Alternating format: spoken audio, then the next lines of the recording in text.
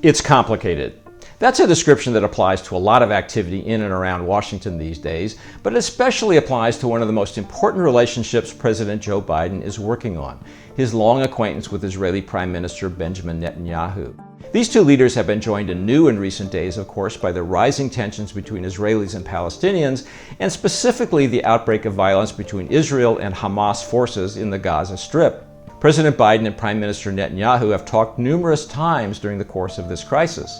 And publicly, Mr. Biden has largely defended Israel's right to respond with military force to Hamas rocket attacks, saying it was entitled to act in self-defense.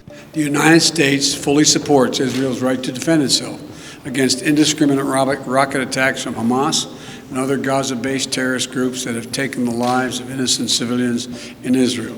Privately, he reportedly has been much tougher with Mr. Netanyahu, saying he expected him to de-escalate the situation and deal with Palestinian grievances. His nudging may have led to the ceasefire that's finally taken hold. But these two are far from done with each other.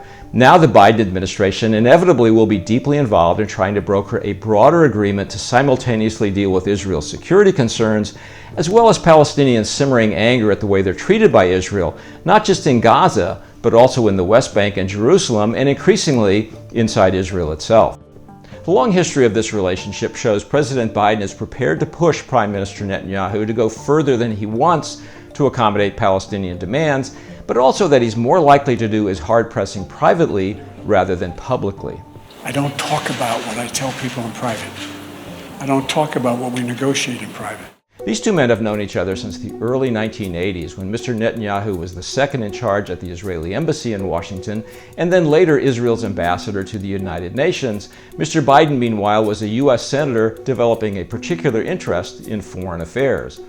They came into closer contact in the 1990s when Mr. Netanyahu became prime minister and Senator Biden was on his way to becoming the top Democrat and eventually chairman of the Senate Foreign Relations Committee. They were in these positions of power in the early 2000s when the George W. Bush administration was both marshaling an international response to the 9/11 terrorist attacks and also trying to get peace talks going between Israel and the Palestinians. Their relationship became more important during the Obama administration when Mr. Biden was vice president and Mr. Netanyahu again became prime minister. Their relationship also became more tense in those days. The Obama administration put a high priority on finding a new Israeli-Palestinian peace accord.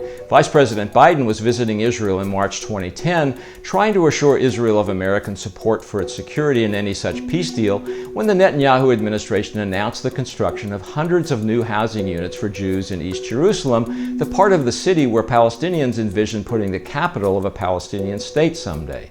Israeli housing there is one of the most sensitive issues for Palestinians, and one that U.S. officials have long thought undermines the chances for diplomacy. Mr. Biden was blindsided, and he wasn't happy.